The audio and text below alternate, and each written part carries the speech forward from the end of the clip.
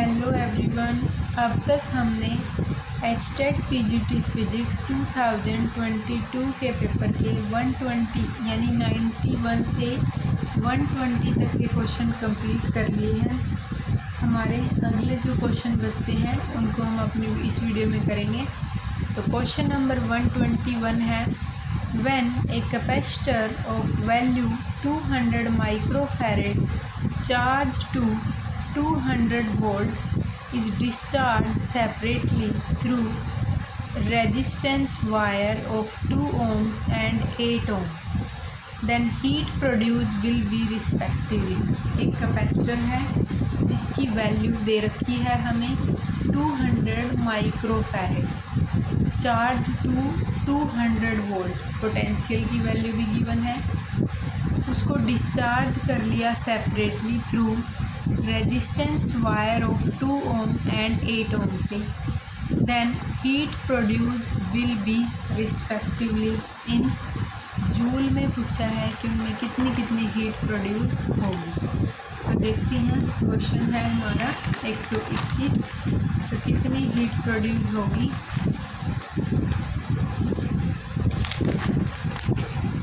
यहाँ से देखो हीट प्रोड्यूस का क्या फार्मूला है, half c v square. Heat produce r पर डिपेंड कर ही नहीं रही कि आर की कितनी भी वैल्यू हो, सी भी गिवन था, वी भी गिवन था। तो जो हीट प्रोड्यूस हुई है वो क्या है, 1/2 सी इंटू में वी का स्क्वायर। तो कितनी प्रोड्यूस हुई है, 4 जूल। नेक्स्ट है क्वेश्चन नंबर हमारा 122। 122 क्वेश्चन क्या कहता है,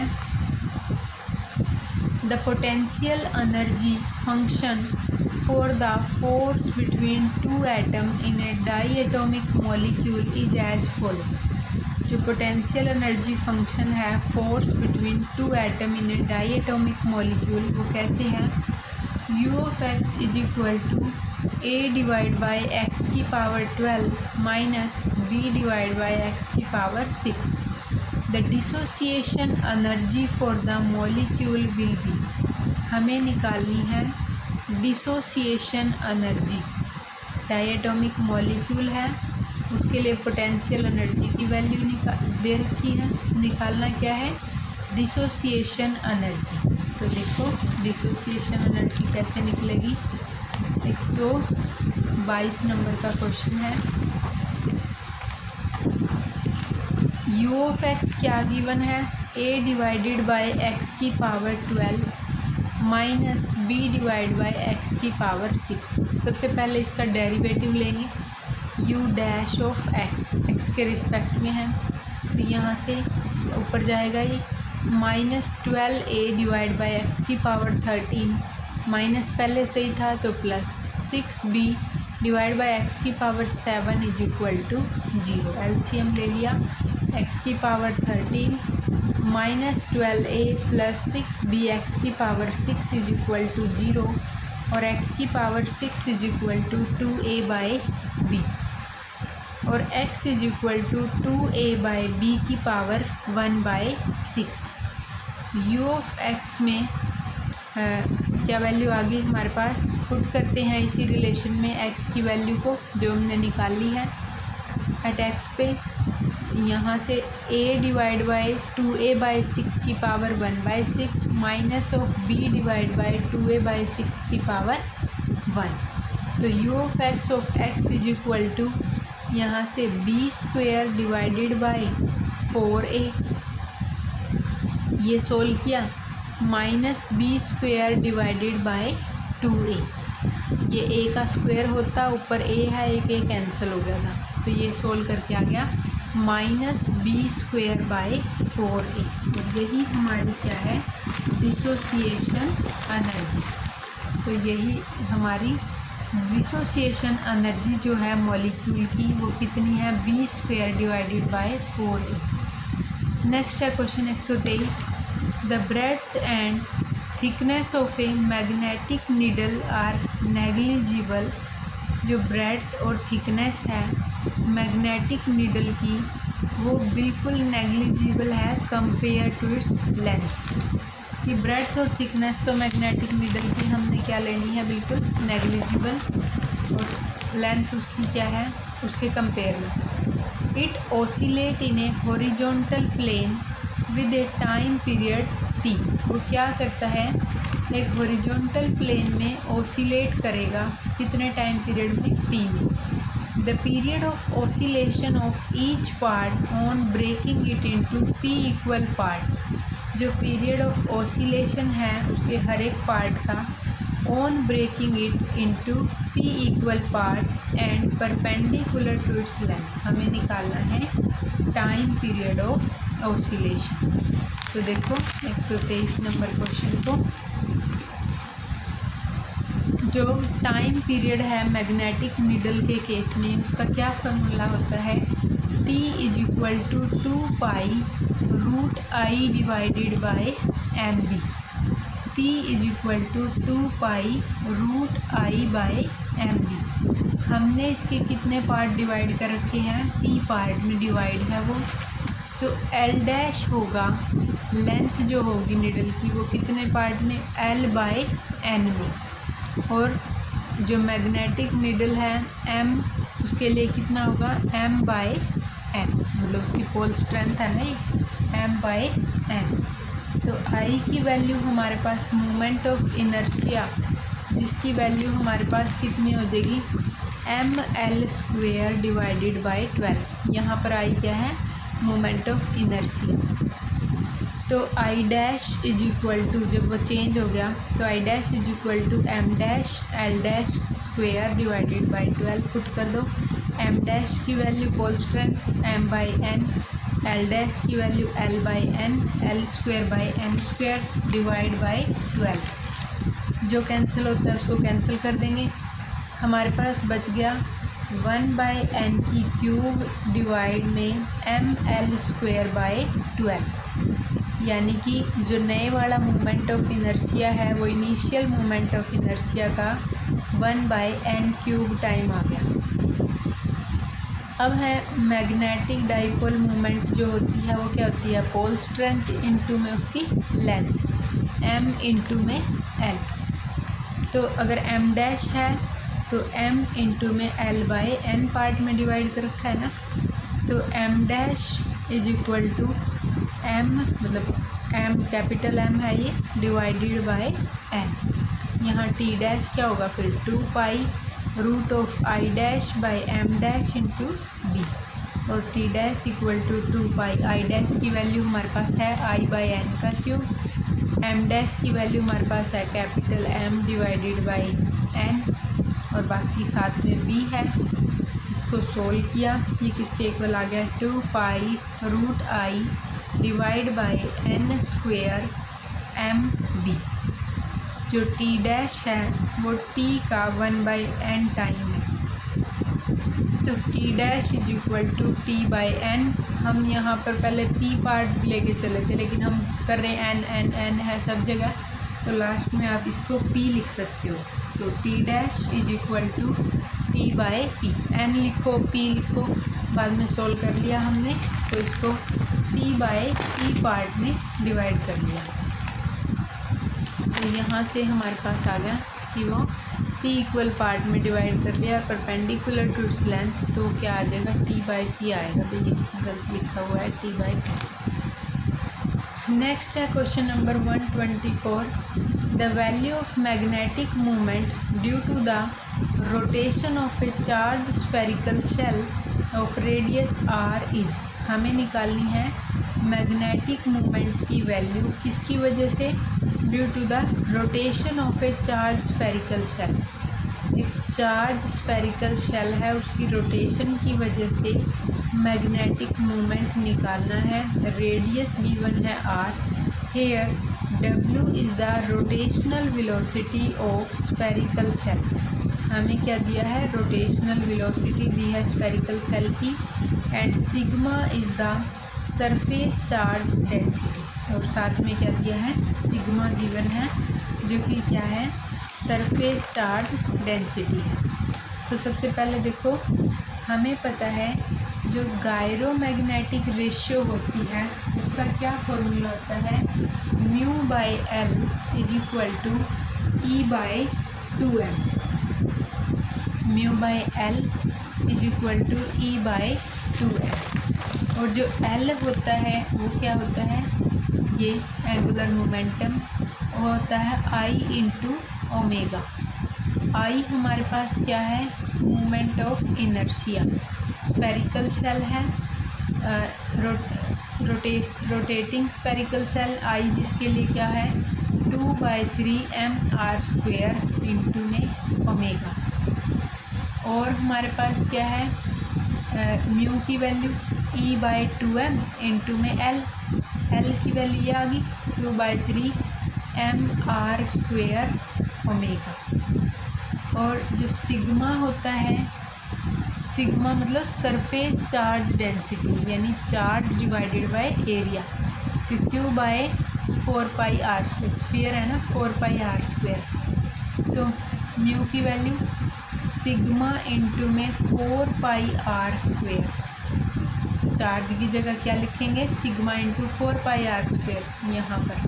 तो सिग्मा इंटू 4πr², 2 यहाँ भी था यहाँ भी था, 2 से 2 cancel, divide by m into 1/3m r² omega. तो म्यू की वैल्यू आ गई 4π सिग्मा r² r की power 4 omega divide by 3, m से m कैंसिल।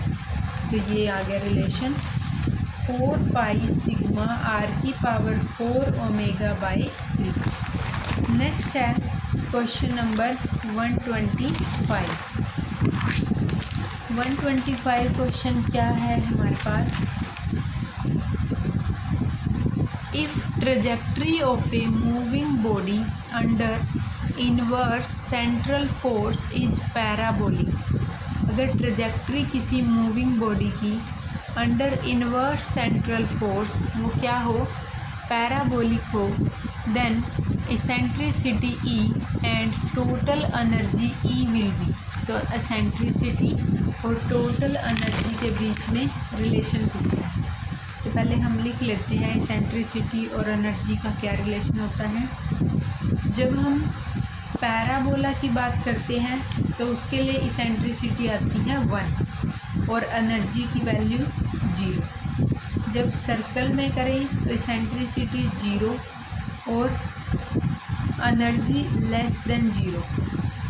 इलिप्स की बात करें तो इसेंट्रिसिटी लेस देन 1 और एनर्जी लेस देन 0। हाइपरबोला में energy greater eccentricity greater than 1 और एनर्जी ग्रेटर देन 0। हमारे वाले केस में क्या है, पैराबोला का केस है, पैराबोला है ना। If the trajectory of a moving body under inverse central force is parabolic. अगर पैराबोला है तो इसेंट्रिसिटी, ये सारे केस आप याद कर लो, इनको लिख के रख लो। तो पैराबोला के केस में हमारे पास क्या हो जाएगा, इसेंट्रिसिटी 1 और एनर्जी क्या हो जाएगी 0 हो जाएगी। तो टोटल एनर्जी क्या हो जाएगी 0 और इसेंट्रिसिटी क्या हो जाएगी 1। नेक्स्ट है क्वेश्चन नंबर हमारे पास 126। Current sensitivity of a moving coil galvanometer is 5 division per milli ampere. Current sensitivity की वैल्यू गिवन है गैल्वेनोमीटर में and its voltage sensitivity per unit angular deflection per unit voltage applied is 20 division per volt. Current sensitivity भी given है, voltage sensitivity भी given है। The resistance of the galvanometer will be, बस हमें क्या निकालना है, रेजिस्टेंस निकालना है गैल्वेनोमीटर। वोल्टेज सेंसिटिविटी का क्या फॉर्मूला होता है, current sensitivity divide by resistance.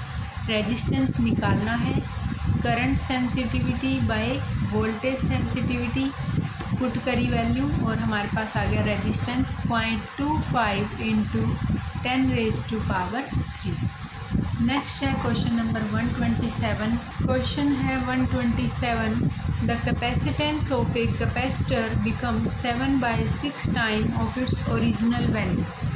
जो कैपेसिटेंस है किसी कैपेसिटर की वो क्या है, 7/6 टाइम है उसकी original value. If a dielectric sheet of thickness T is equal to 2/3D।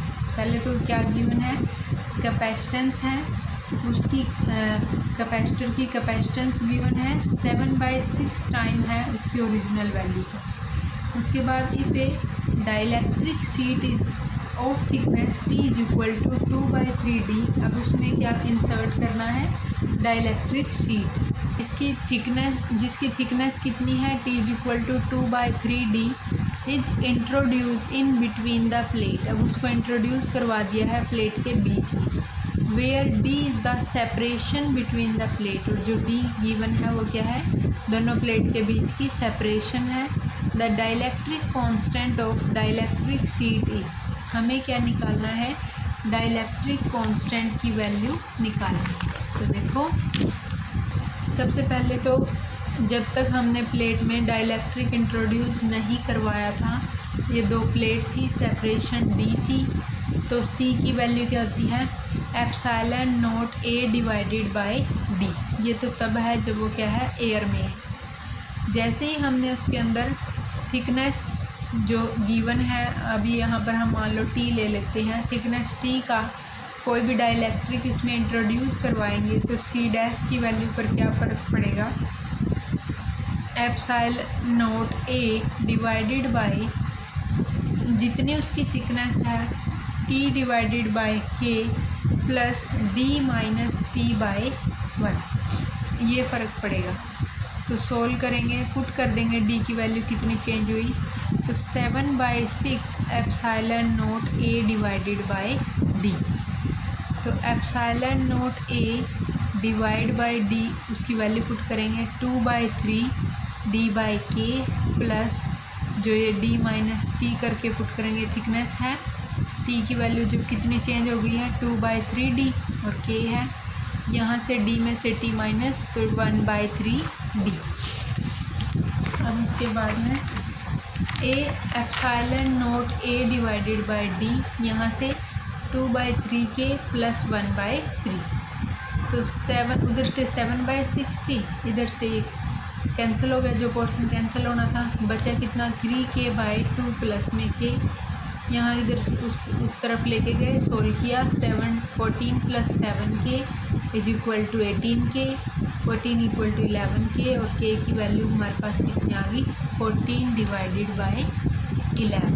यही पूछी थी कि क्या है, डाइलेक्ट्रिक शीट जो इंट्रोड्यूस करने के बाद उसका डाइलेक्ट्रिक कांस्टेंट पर क्या फ़र्क पड़ा, तो वो कितना हो गया, 11/7। नेक्स्ट है क्वेश्चन नंबर हमारे पास 128। एक जगलर है, उसको थ्रो किया है, ये juggler throw ball into air, एक जगलर है वो थ्रो करता है बॉल को एयर में। He throw one ball whenever the previous one ball is at its highest point. वो इस तरीके से फेंक रहा है, एक बॉल जब अपनी हाईएस्ट पॉइंट पर पहुंच गई है उसके बाद वो दूसरी बॉल फेंकना शुरू करता है। How high do the ball rise if he throw an ball each second. तो how high do the ball rise, कि कितनी हाइट पर बॉल जाती होगी, इफ़ ही थ्रो, अगर वो हर सेकंड में एन बॉल फेंक रहा। तो देखते हैं कैसे करेंगे। इस क्वेश्चन का कंप्लीट सॉल्यूशन भी करवाऊंगी मैं, लेकिन अभी के लिए जो अगर ऑप्शन से देखें तो डायरेक्टली पता चल रहा है इन्होंने क्या पूछा था, इसमें हाइट पूछा था कि वो कितनी हाइट पर है, लेकिन ना यूनिट में ही गड़बड़ दे रखी थी। फर्स्ट ऑप्शन में तो इन्होंने यूनिट दे रखी थी, अलग बन रही थी इसकी यूनिट, मतलब n/2g अगर यूनिट से सोल्व करें तो फिर हाइट की यूनिट नहीं आ रही थी।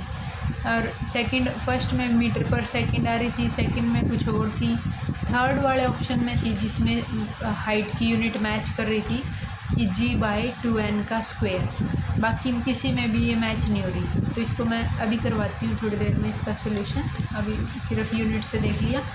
एक बारी 129 देख लें। 129 क्या है, the cross section area of A road of magnetic material is 0.25 centimetre square. जो क्रॉस सेक्शन एरिया है रोड का, वो हमारे पास एक मैग्नेटिक मटेरियल का वो कितना है, वो है 0.25 centimetre square. It is place in a magnetic field of intensity 4000 ampere per metre. उसको प्लेस कर दिया है मैग्नेटिक फील्ड में जिसकी इंटेंसिटी है 4000।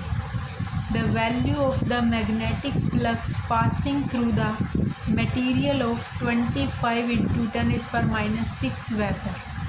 जो मैग्नेटिक फ्लक्स की वैल्यू है वो भी गिवन है। Then the value of the magnetic susceptibility की वैल्यू हमसे पूछी है।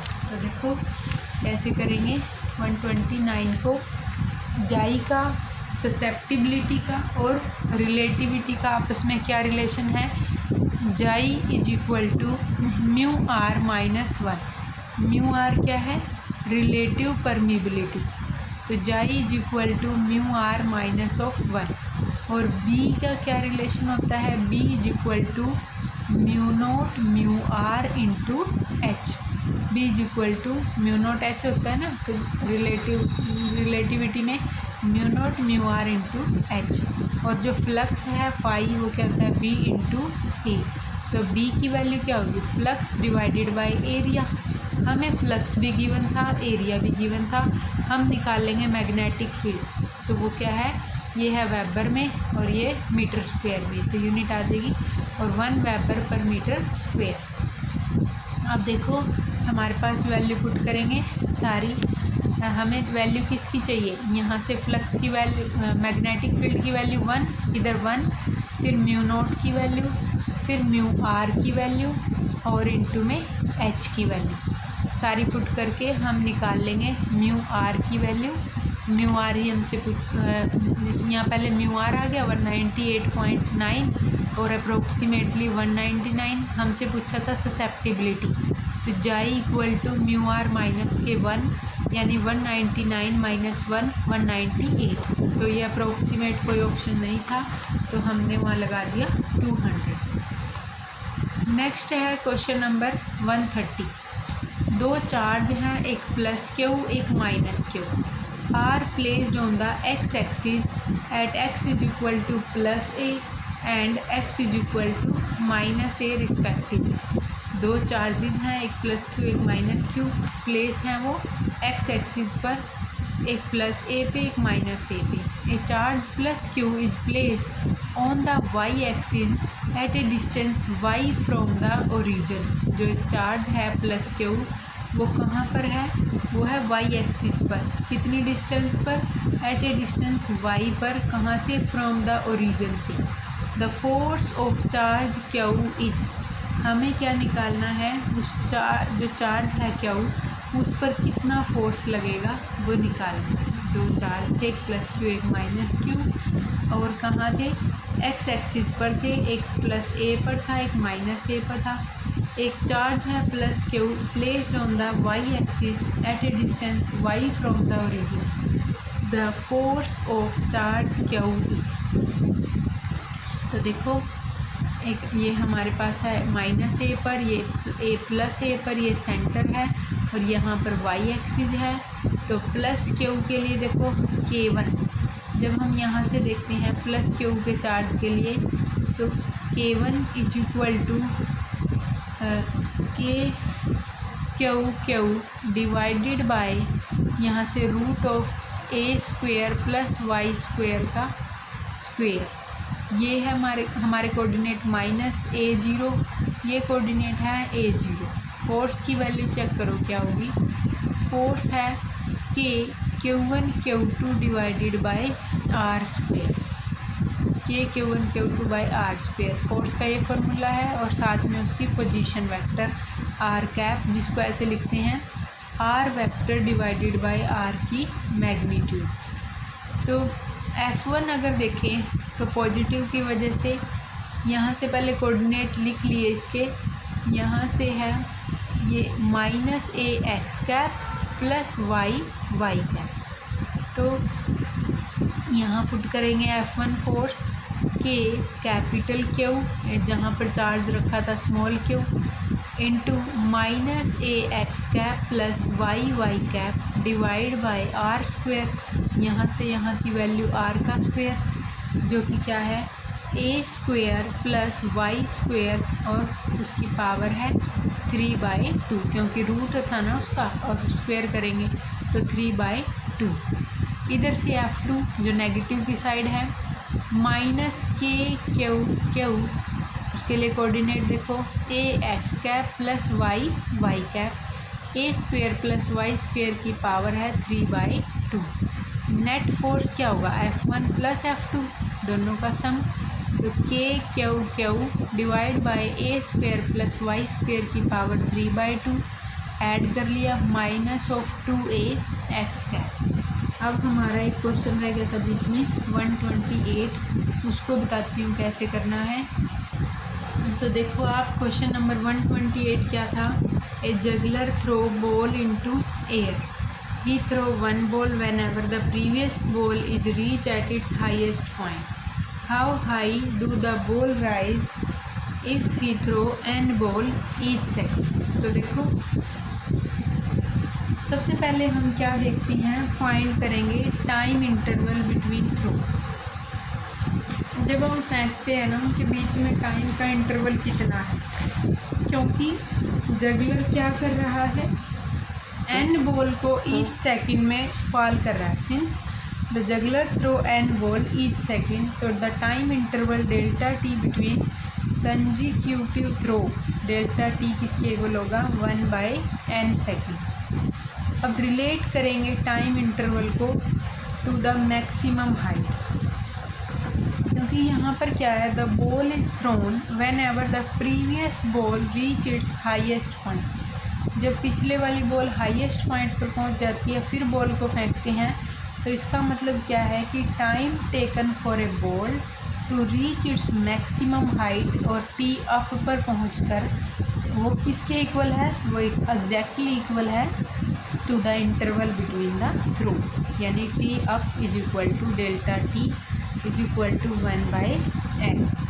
अगला calculate the maximum height H की वैल्यू, जो कि क्या है कैसे निकालेंगे, काइनेमेटिक इक्वेशन होती है जब ऑब्जेक्ट मूव करता है वर्टिकली अपवर्ड अंडर ग्रेविटी, तो मैक्सिमम हाइट पर जब कोई चीज़ पहुंच जाएगी तो फाइनली वहां पर जाकर उसकी वेलोसिटी 0 हो जाएगी, तो h इक्वल टू वर्टिकल के केस की वेलोसिटी भी ये वाली 0, तो हाफ जी टी अप का स्क्वायर, तो ये क्या बचेगा हाफ जी टी अप का स्क्वायर, और टी अप की वैल्यू पुट कर देंगे हाफ जी 1/n का स्क्वायर, तो जो कि क्या आ गया g डिवाइडेड बाय 2n का स्क्वायर।